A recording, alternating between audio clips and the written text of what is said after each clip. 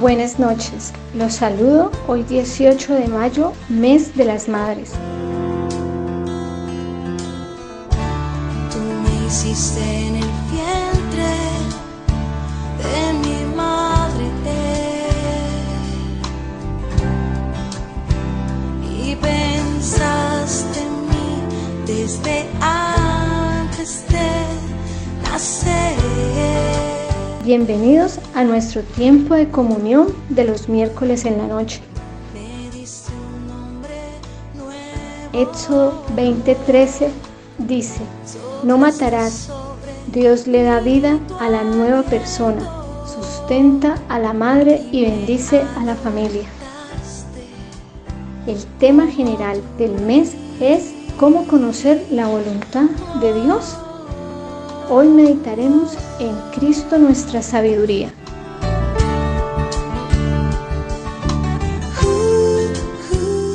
Buenas noches, les invito a que meditemos juntos en esta ocasión con el tema Cristo nuestra sabiduría. Les recuerdo que estamos en una miniserie ¿Cómo conocer la voluntad de Dios? Aprovechamos estos miércoles en la noche para adelantar este tema. Hace 15 días nos correspondió el tema la palabra de Dios y hace 8 días la intención del Espíritu. Hoy entonces nos enfocaremos en Cristo nuestra sabiduría. Padre, en el nombre de Jesús, gracias por esta nueva oportunidad, gracias por tus favores. Señor, gracias porque cada día comprobamos tu bondad, esa abundante gracia que nos dispensa, Señor. Muchas gracias, Señor. Envía tu luz y tu verdad. Enséñanos, Señor, en el nombre de Jesús. Amén. Inicialmente vamos a abrir nuestras Biblias en Efesios capítulo 5 y vamos a leer el verso 17. Siempre hemos iniciado estos miércoles con este versículo. Dice: por tanto, no seáis insensatos, sino entendidos de cuál sea la voluntad del Señor. Mira que dice, no seáis insensatos. En vez de ser insensatos, debemos ser entendidos de cuál sea la voluntad del Señor. Debemos conocer la voluntad del Señor. Si no conocemos la voluntad del Señor, entonces vamos a vivir como insensatos. ¿Qué será lo contrario de insensato? Contrario de insensato puede ser prudente o puede ser sabio.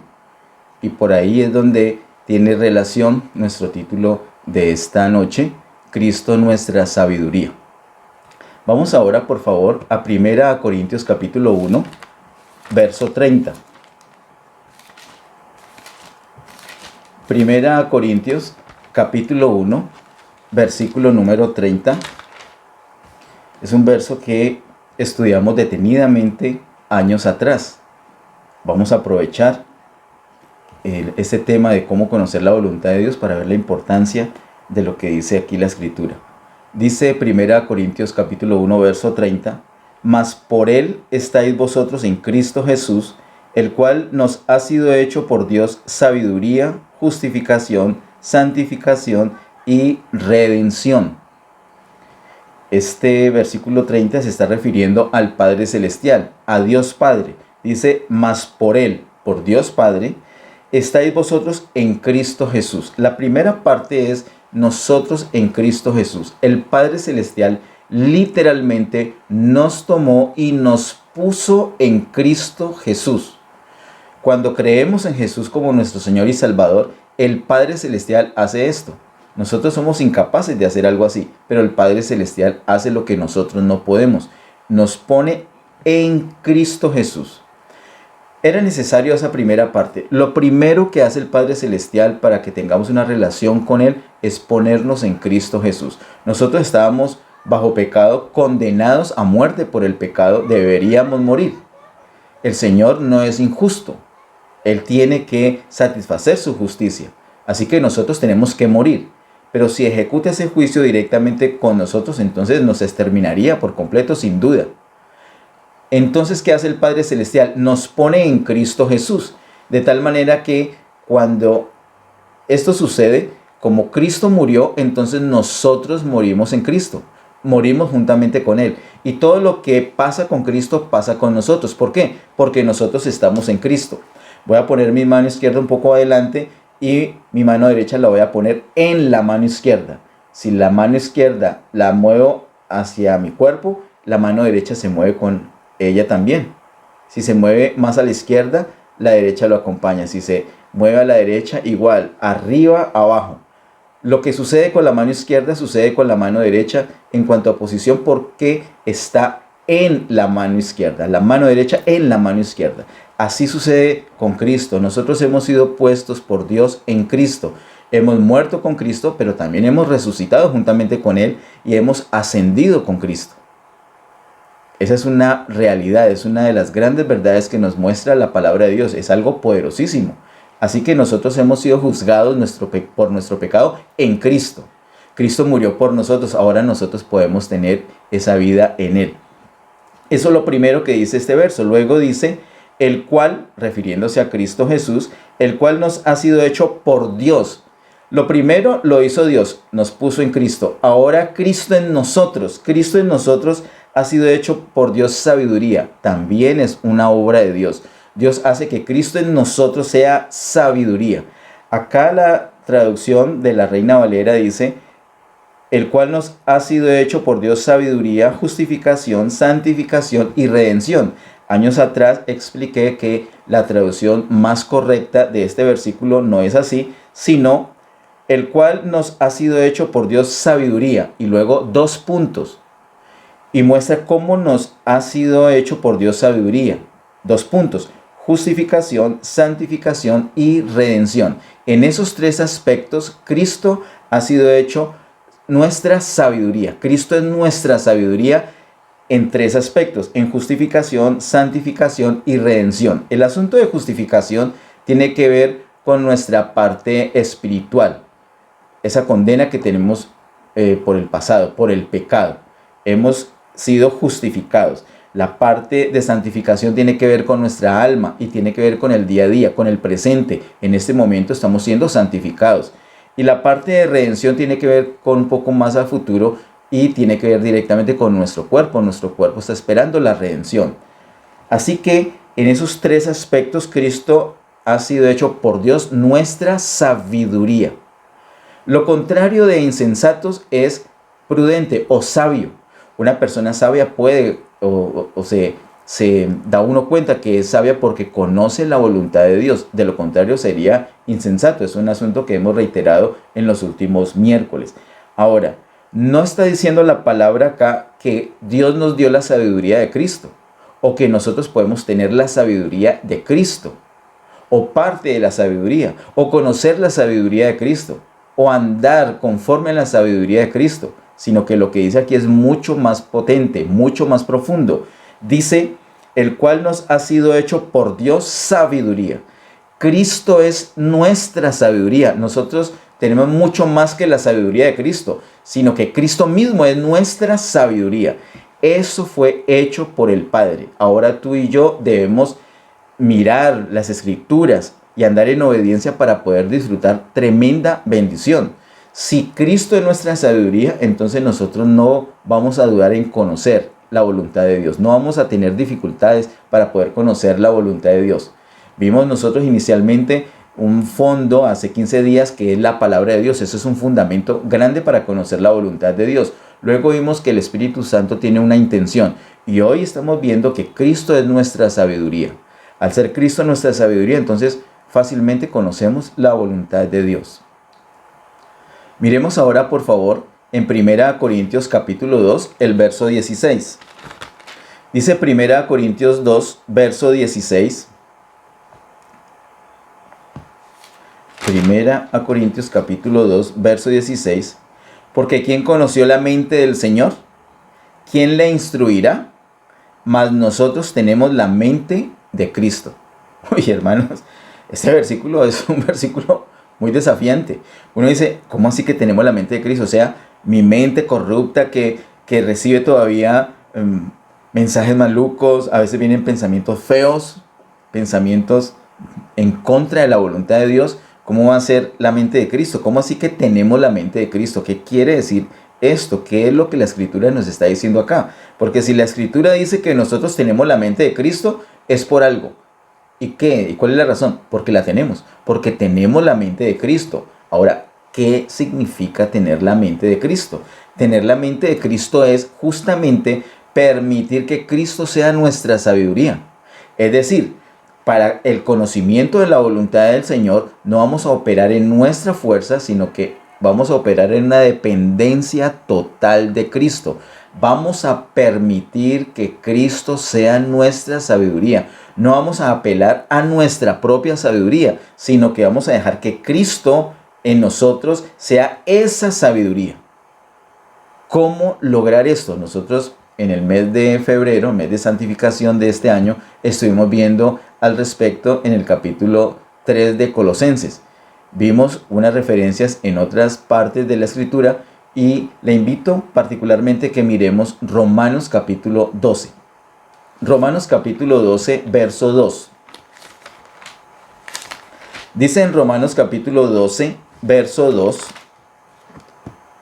No os conforméis a este siglo, sino transformaos por medio de la renovación de vuestro entendimiento, para que comprobéis cuál sea la buena voluntad de Dios, agradable y perfecta. Mira que por medio de esa transformación que se da por medio de la renovación de nuestro entendimiento, podemos comprobar cuál es la voluntad del Señor. Y ese es el punto, precisamente, conocer la voluntad de Dios. La conocemos y la podemos comprobar. Estamos con plena certeza de cuál sea la voluntad del Señor en cierta situación.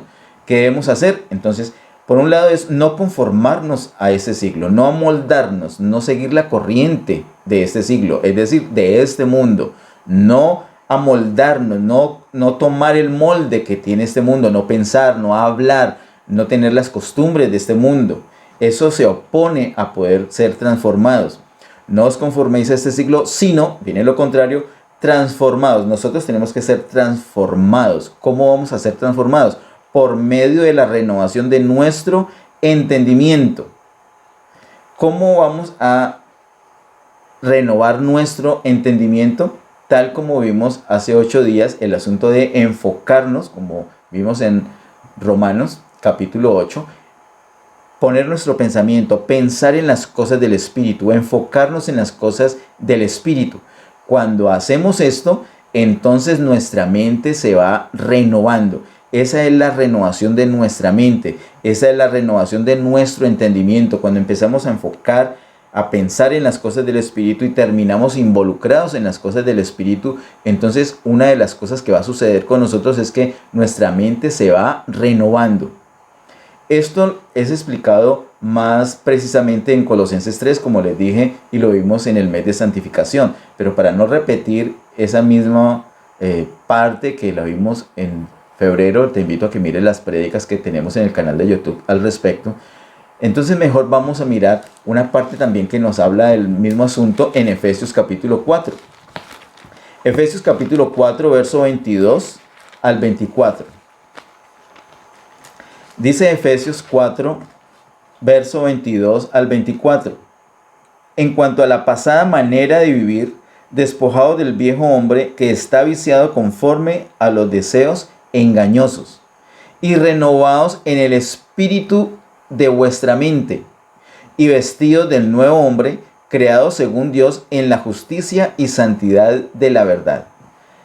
Tal como vimos en febrero, hay una renovación. Y vuelve a insistir con el tema de Romanos capítulo 12, verso 2. Dice, renovados en el espíritu de vuestra mente. Pero ahora no dice renovarse en el entendimiento o en la mente, sino en el espíritu de nuestra mente. ¿Qué es lo que ha sucedido? Lo que explicamos en febrero con Colosenses capítulo 3. Nosotros tenemos por parte del Señor un nuevo nacimiento, y ese nuevo hombre es creado en nuestro espíritu. Pero no debemos conformarnos con eso, tal como sucede con las vírgenes señaladas en Mateo capítulo 25. Esa parábola de las 10 vírgenes es una parábola muy importante que debemos tener en cuenta día a día. No debemos conformarnos con que nuestra lámpara esté encendida, sino que debemos obtener aceite extra para nuestra vasija, y esa vasija vimos que era nuestra alma, mientras que la lámpara es el espíritu, esa vasija es el alma. Así que el Espíritu Santo que está en nuestro espíritu debe llenarnos de tal manera que incluso rebose también nuestra alma y también nuestro cuerpo, todo nuestro ser, espíritu, alma y cuerpo, todo lleno plenamente con el Espíritu Santo. Así es que se va dando esa renovación, de tal manera que se puede usar este término que el apóstol Pablo usa aquí en Efesios 4:23, renovados en el espíritu de vuestra mente, porque ya nuestra mente se ha impregnado con ese nuevo hombre, con esa parte espiritual, con el Espíritu mismo, con el Espíritu Santo que nos ha llenado, no solamente nuestro espíritu, sino ahora también nuestra alma, y ahí en nuestra alma entonces nuestra mente es renovada. Esa es la manera. Así que debemos llenarnos del Espíritu Santo y nuestra mente va a ser renovada. Como nuestra mente es renovada, entonces vamos a ser transformados. ¿Y qué quiere decir eso? ¿Qué quiere decir esa transformación? Que ya no vamos a operar como normalmente, como humanamente, como naturalmente hacíamos, en nuestra propia fuerza, en nuestra propia sabiduría, sino que nos vamos a rendir, vamos a experimentar que cada vez va a ser más fácil rendirnos y depender totalmente de Cristo. ¿Para qué? Para que Cristo, que es nuestra sabiduría, se pueda expresar. Es como si nosotros le diéramos off a nuestra propia sabiduría y a la sabiduría que es Cristo en nosotros le diéramos on, que sea esa vida de Cristo expresada en nosotros. Pero eso requiere una transformación y la transformación requiere renovar nuestra mente. Como dice el verso 23, renovados en el espíritu de nuestra mente. Eso es lo que debemos hacer, queridos hermanos. Vamos por favor ahora a Colosenses capítulo 2. Eso es lo que debemos hacer y podemos empeñarnos en esta tarea y ser disciplinados en esta tarea. Pero tenemos que tener cuidado con una advertencia que nos hace el apóstol Pablo en Colosenses capítulo 2. Vamos por favor a Colosenses capítulo 2, verso 8. Es un verso que hemos visto ya varias veces este año. Colosenses capítulo 2, verso 8 dice: mirad que nadie os engañe por medio de filosofías y huecas sutilezas, según las tradiciones de los hombres, conforme a los rudimentos del mundo y no según Cristo.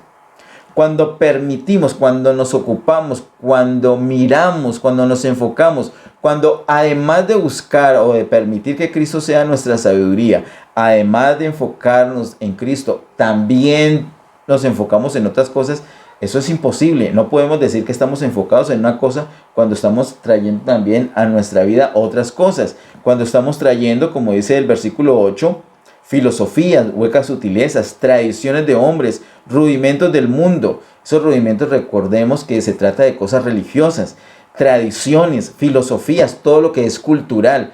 Y hay cosas culturales que son magníficas, son buenas, son bonitas. La cultura no necesariamente es mala, y aquí no estamos haciendo señalamientos de que sea bueno o malo. No, realmente no importa, eso pasa a un segundo término. Lo que importa es que es terrenal. Y no nos importa, nosotros no somos terrenales, nosotros somos de arriba. Por eso debemos enfocar las cosas de arriba, donde está Cristo. Cristo es nuestra vida, Cristo es nuestra sabiduría. Por eso debemos tener ese enfoque allí.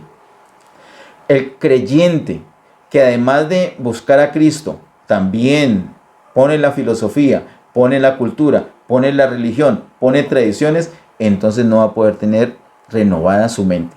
Y si no tiene su mente renovada, entonces no va a poder conocer la voluntad de Dios. No va a poder no deja. Eso es un estorbo para que Cristo, que es nuestra sabiduría, se exprese como tal.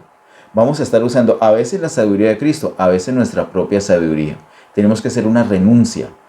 Dice el apóstol Pablo: mirad que nadie os engañe. Lo único que queda, a la última parte dice, Cristo.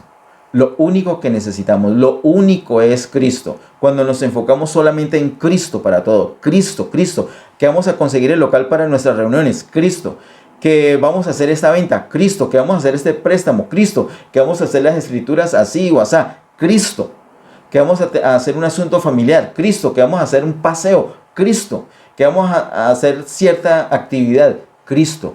Ya sea algo de iglesia, ya sea algo familiar, ya sea algo personal, ya sea algo físico, ya sea algo espiritual. Cristo, porque Cristo es nuestra vida, Cristo es nuestra sabiduría. No traigamos otros elementos para sumar a Cristo.